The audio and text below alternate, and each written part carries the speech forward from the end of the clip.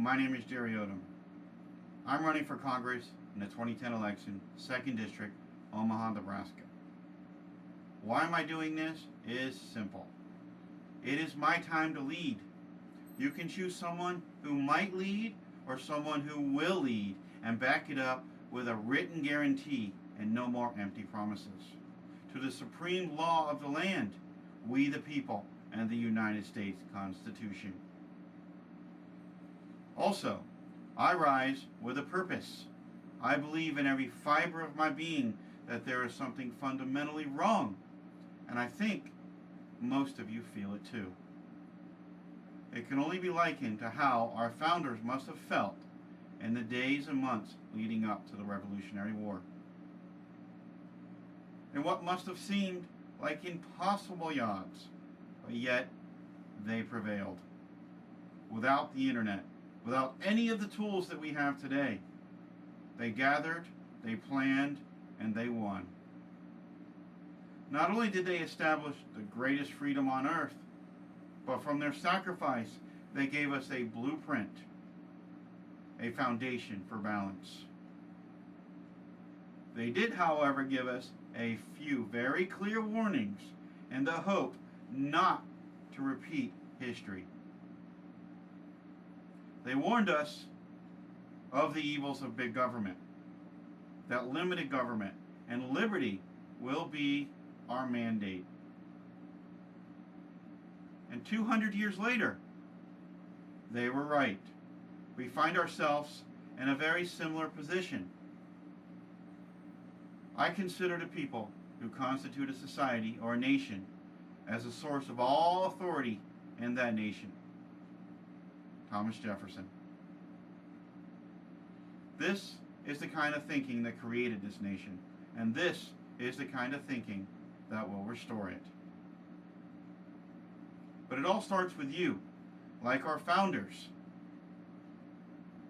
We must take a stand right now, today, more than any time in our history since the birth of our nation. We must rise to the occasion to stand with one voice to protect our unique civilization. There's a lot of talk about a remade America. We must reject the notion that Americans need to be taken care of by an all-powerful government. That was never the vision. The reason we have been a great nation for the last 200 years is because we embrace creativity and we have an understanding that self-government or self-governance is key. Americans can stand on their own. We can make our own decisions. And if we fail, we will learn from our mistakes and we will press forward. That is who we are. That is in our genetic DNA. Failure is not the end, but only the beginning.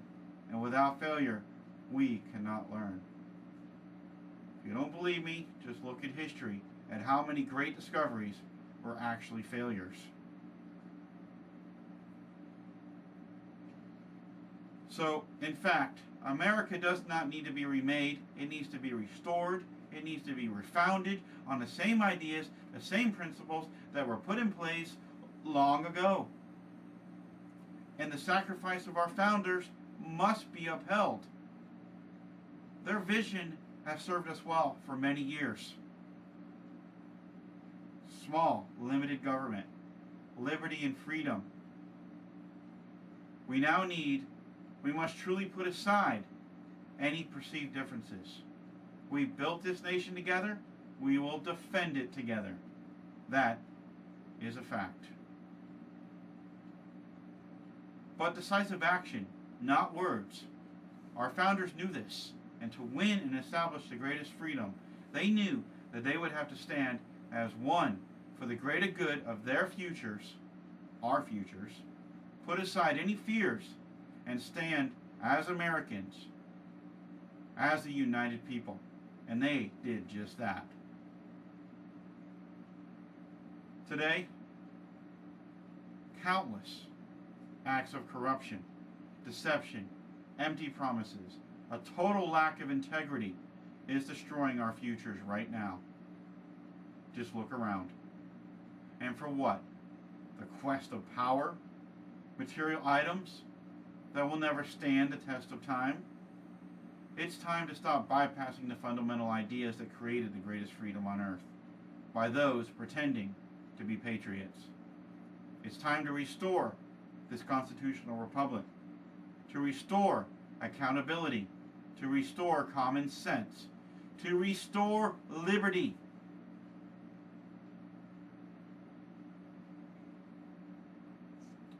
And it is time for all of those who have betrayed the U.S. Constitution, broken our laws, to be held accountable for their actions. We must send a message that the culture of corruption will no longer be tolerated. The time for courage is now. We can no longer stand by and say, no, we can't do anything. We are many in numbers. We outnumber. And we know that Washington has a cancer. And we the people, along with the U.S. Constitution, are the only cure. How many of you out there are mothers and fathers? As a father, I see that there is clear and present danger to my daughter's future. And I am compelled to do everything in my power to protect my daughter's future. If not, I am a failure as a father, a parent, and an American. After all, is that not the real reason we send our young men and women around the world to fight and protect freedom? So that tyranny doesn't come to our shores? There is no greater force than the force of a love of a child combined with that of the force of freedom. An idea that can't be bought or killed off or discredited. This is our greatest reason to take this stand. My little girl, her name is Natalie. She's only 3 years old. She has her entire life ahead of her, and her future and her freedom of every man, woman, and child in this nation is up to us. Is that simple. We will prevail. Freedom is in our DNA. But if you will not stand, then you are complacent. If you bury your head in the sand for too long, you will suffocate. The time for action is now. The time for leadership has come. Please keep watching. There's more to come.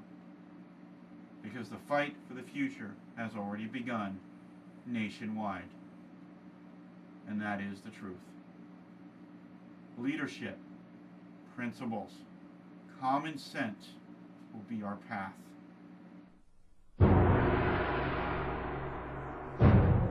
Americans have the capacity now, as we've had in the past, to do whatever needs to be done to preserve this last and greatest bastion of freedom.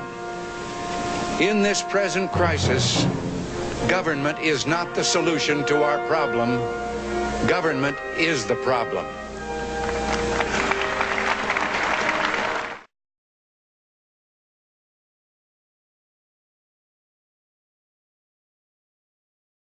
Of all the ideas that became the United States, there's a line here that's at the heart of all the others.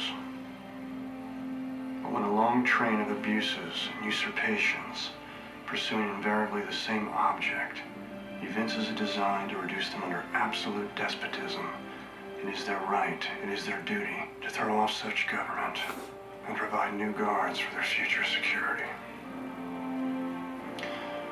People don't talk that way anymore. Beautiful. Huh. No idea what you said. It means if there's something wrong, those who have the ability to take action have the responsibility to take action.